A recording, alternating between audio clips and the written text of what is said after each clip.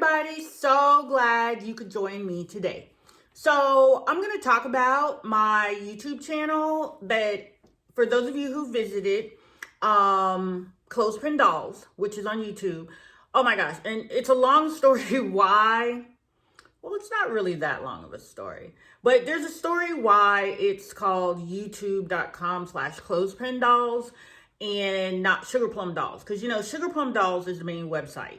Back in, I believe, 2010, when I first started on YouTube, I was making essentially clothespin dolls. And I didn't really think or plan that far ahead. But after a few years of being on YouTube and creating all the DIY arts and crafts videos, what had happened was, as they say, I had to set something else up, and so I tried to get clothespin dolls, but I couldn't. So the moral of the story is, if you're starting a YouTube channel, make sure the name that you choose is a name that you're going to be able to have access to. For, you know, get, what do you call it? They call it a top level domain. And there's lots of other videos out there on YouTube that'll talk to you about that type of thing. So in using clothespin dolls, I was posting videos, pretty regular, and, you know, life gets in the way. But I did also, at one point in time, I got invited to a YouTube creator event in Atlanta, Georgia, and that was like really nice, and I learned a lot. And when I went, I thought it was gonna basically change my whole YouTube world, but it really didn't. And it wasn't because of anything they did. It might have really been more because I really didn't have the time to commit to improving and creating my channel. But lately, I've really taken a long, hard look at my channel, and I want to work towards creating, because as the intro to this video says, it talks about how, like, at this point in time, after 10 years, I have over 10 million video views of all my videos combined. And I think I have about 49,000 subscribers, which at one point in time, it used to be a lot on YouTube, but I'm finding out it's not really that much. But overall, you really need to love what you're doing. And I do love creating arts and crafts and sharing with people how to do them as well, and actually also showing people how easy it is to do these things, to do sewing and cooking and gardening and crafts and all kinds of stuff. You know, it's like really, it's easy to do, or let me say, I break it down and show you how easy a lot of the DIY arts and crafts things are. And now YouTube isn't my only revenue stream, and I know there's a lot of other creators. I've seen a lot of videos on YouTube where people are talking about like how much they make on YouTube. I'm not going to get into the specifics of how much I make on YouTube for a whole lot of different reasons, because that's not my thing. But I can certainly tell you that my earnings from YouTube have been pretty good. They fluctuate up and down. There's a lot of factors at work. I can't say much more than that because I don't know much more than that. But I do know that I get a basic regular check from YouTube, and I have to file the taxes and all that sort of thing. And it's fun. But in addition to my YouTube channel and making money from it, I also have an Etsy store, and I will put the name of my Etsy store there. So I hope you will visit my Etsy store. Oh yes, somebody asked me, well, how did you get to 10 million views? And once again, I can't tell you how, but I do remember when I got my first million views on just one video. I could not to this day tell you what I did to get that video to make 1 million views. But I know the more views it got, or the more views it gets, it makes money, it gets more views, it makes money, it gets more views, it's more popular, on and on and on. So what I am here to tell you about, if you're starting your own YouTube channel, go for it. You just gotta try. I don't think anybody really knows what's gonna work for you on YouTube, but you, at the very least, you have to try. You have to give it a shot. You have to invest in yourself, invest in your equipment. And I'm not saying you've got to go out and spend a whole lot of money on a whole lot of stuff. Make do with what you have. Like right now, I'm shooting this on my iPhone. As you can see, a lot of the things in my studio, my craft studio, I kind of built myself. The sewing machines and things, I saved up for it, penny pinch, got stuff on sale, all types of things. I have coached a few of my friends through setting up their own YouTube channel. And I tell everybody, all it does is it starts with an idea. Oh, just to let you know, one of my other really popular, my most popular video is the circle skirt video, how to make a circle skirt. That's the one that has over 1 million views. Another one of my videos that's really, really popular is how to start your own hair bow business.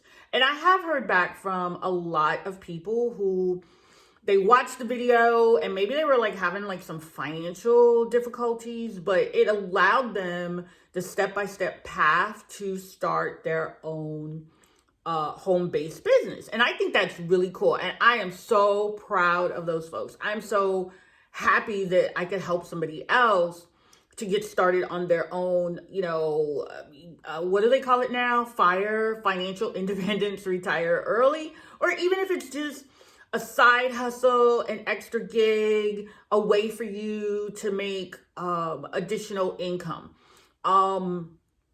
You can't give up on your dream.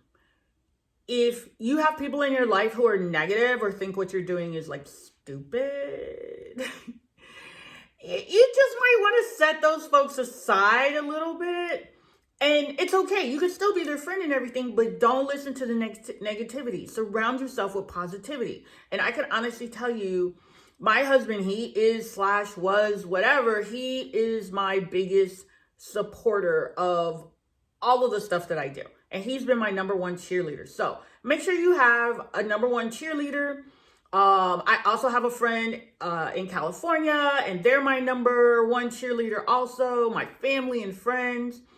People who know me are my number one cheerleaders. People who don't know me or might be a little, like jealous or whatever. They're not real positive or they'll say things that are like really shady. Sometimes I even get shady comments on my YouTube channel, but I just ignore that. Yeah, it still goes on in your mind and you're thinking about it, but don't let it get you down. You keep doing what you love to do. You've got to learn, or you've got to want to do the things that make you happy, the things that bring you joy in your life. What else can I say about starting a YouTube channel? Try to post regular. Sometimes I have months at a time that I don't post, and I apologize to you, my viewers, that I'm not going to do that anymore. But once again, I got to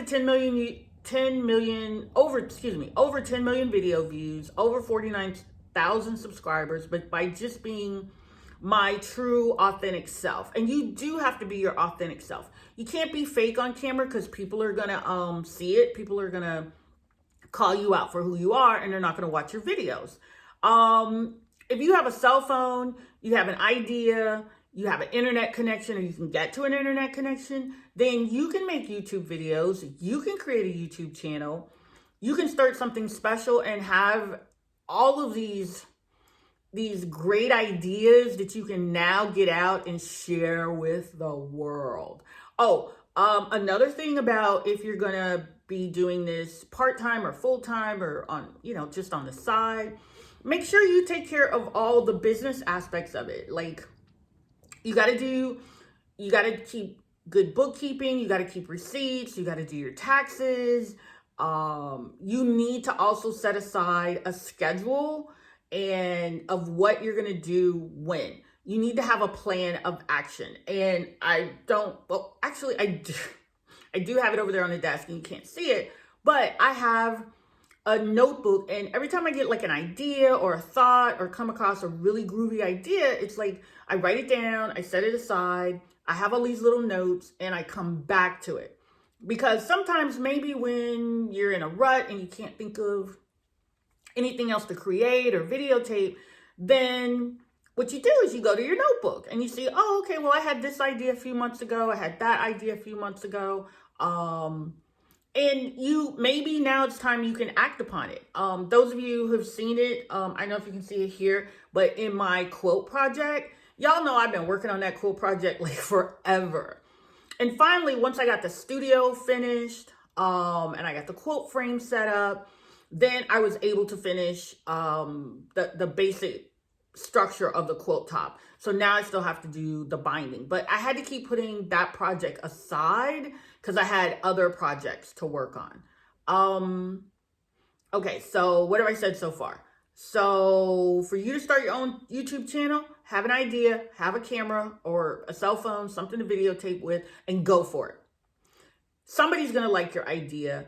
In this world of millions and billions of people who have access to the internet, somebody is going to like your videos and watch your videos, and more people are going to watch your videos, and you are going to have fun with it. But if you're not having fun with it, then you might want to do something else. But keep in mind, YouTube should not be your only source of revenue because of the advertising dollars.